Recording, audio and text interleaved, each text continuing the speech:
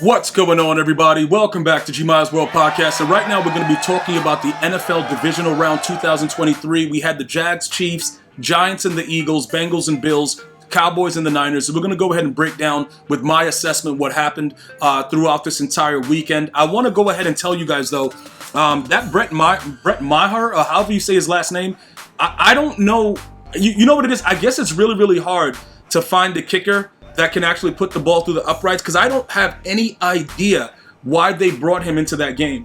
I'm still trying to figure that out, because I've seen it before where, teams have gone out and got kickers. They had a whole week to get anybody else, but that and Dak being terrible were some of the reasons that they lost the game, the Cowboys. But how about them Cowboys? You know what I'm saying, bro? I don't mean to laugh at you guys, but everybody knew you were going to lose. Regardless, it's just something about the Cowboys. I don't know what it is, but we're going to start off with the Jaguars and the Chiefs. And, pretty much this game was very, very scary. I know a lot of you guys were scared when we saw, obviously, Mahomes turn his ankle.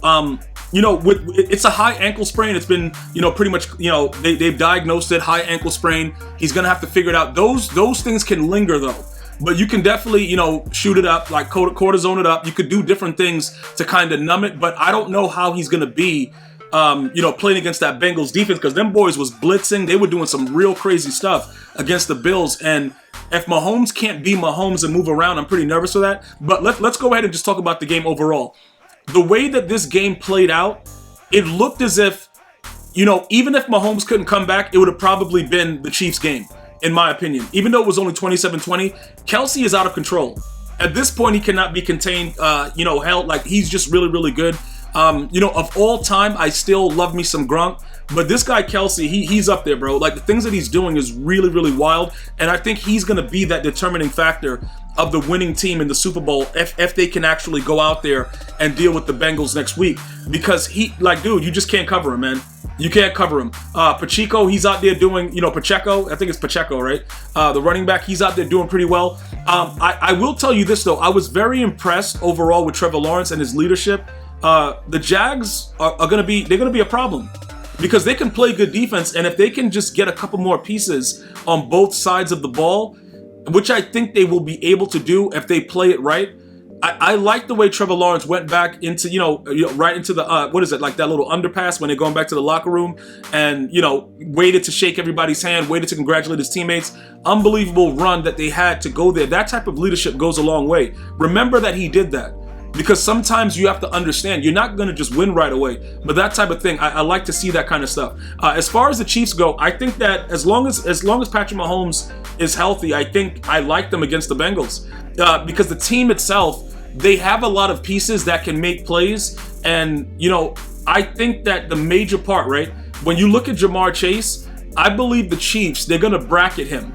All right, they're going to take him away. They're going to, mix up the coverages. They're going to do a lot of things to kind of take him away. I did notice that there were a lot of hitch routes being thrown to Jamar Chase because people were taking away the deep pass. But I believe that the Chiefs defensively, they obviously, in my opinion, are not as strong as the Bills. But, you're playing the Chiefs at home. Arrowhead is going to have to be alive. If you're a Chief fan, you're going to have to be alive that game, bro. You're going to have to make it so that, it's uncomfortable for those Bengals, because they coming in there and they about to put work in. The Giants and the Eagles, like I told you guys, the Eagles are a very, very, very, very, notice I keep saying very, very strong team.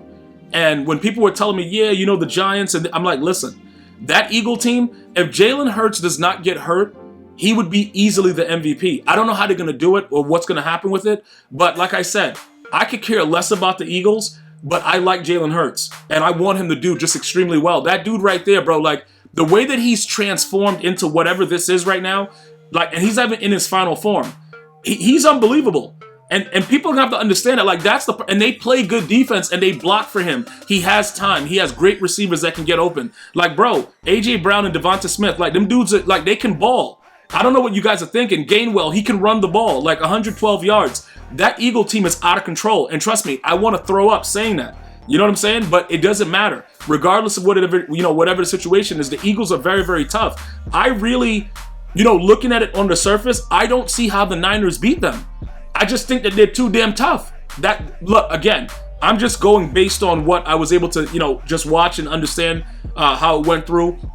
Speaking of the Giants, I can't get mad that they went for it on fourth down early in the game. Listen, It's going to be that type of game. They got blown out 38-7. Look, listen.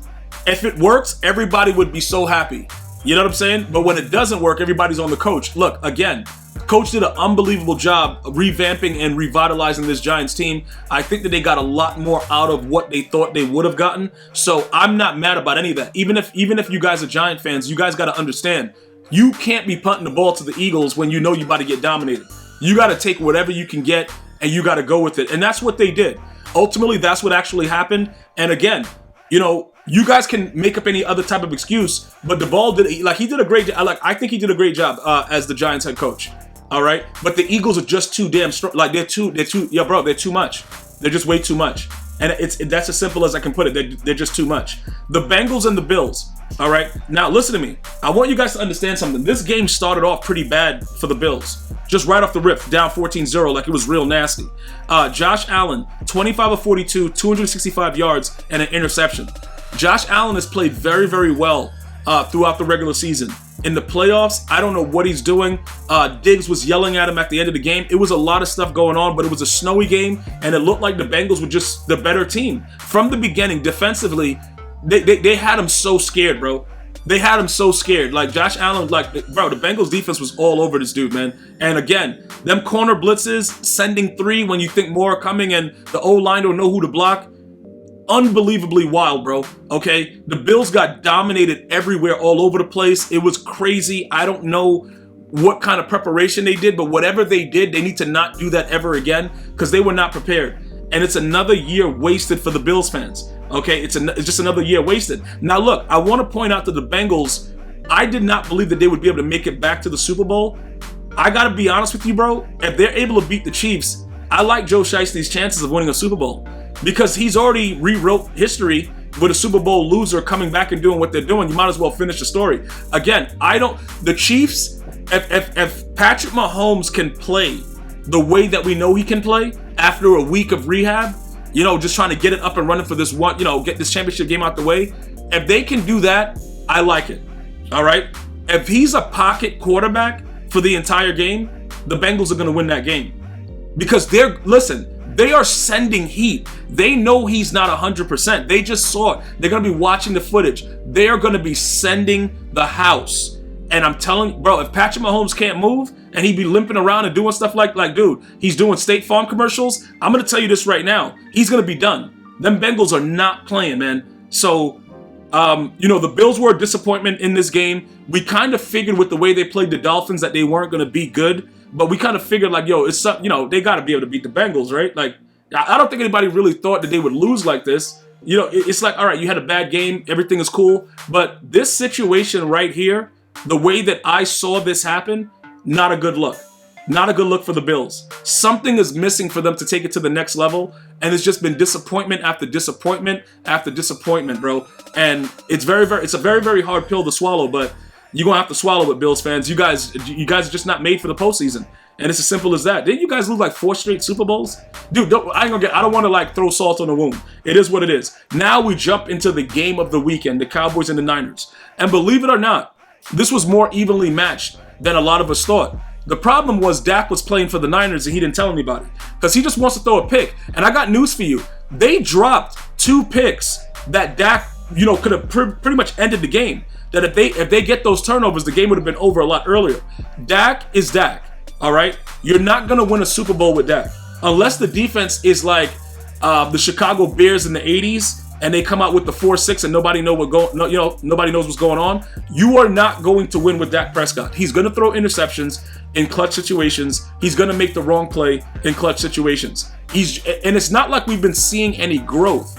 It's the same exact thing. That's why I'm so impressed with Jalen Hurts, because you can see a transformation. You can see a difference. I don't really see a difference in Dak. Like, there's nothing. Look, if you're a Cowboy fan, right, and you're listening to what I'm saying right now, just think about what he's been doing year after year.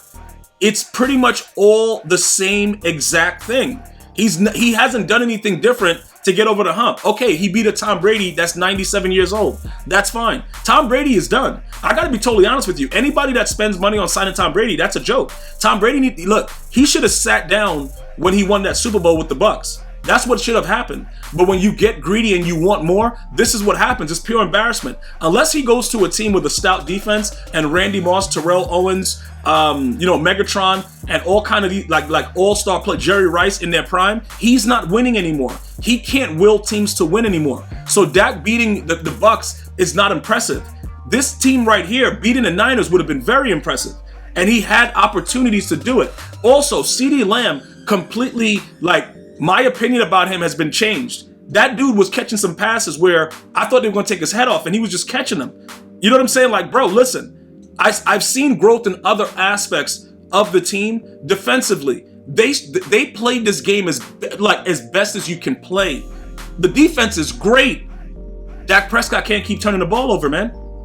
Like, they have all the Brett Maher. Dude, that guy missed 6 consecutive extra points. That guy, I don't think we'll ever see him in the NFL again, but it just goes to show it's always something with the Cowboys. But let me tell you something. That defense is unbelievable. Unbelievable. That defense is unbelievable, bro. And you guys got to understand that. Dude, unbelievable. That defense right there. Okay? I don't know what they're going to do going forward about, adding anything else, whatever, but that front line, Michael Parsons, DeMarcus Lawrence, they were balling. And Dak just let him down, man. That's what, he had more than enough opportunity to make this game not be 19-12 and to win it and shut me up, and everybody else is like, yo, the Cowboys suck.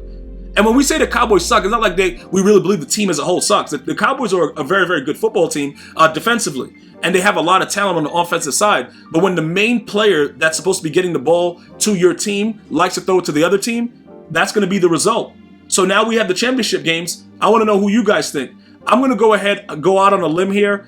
If Mahomes is injured or shows any signs of being a pocket passer, I'm going Bengals.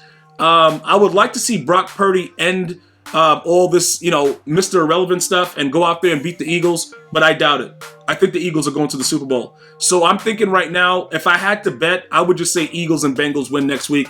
Let me know your thoughts. I'm going to see you guys and girls next time. One love, y'all.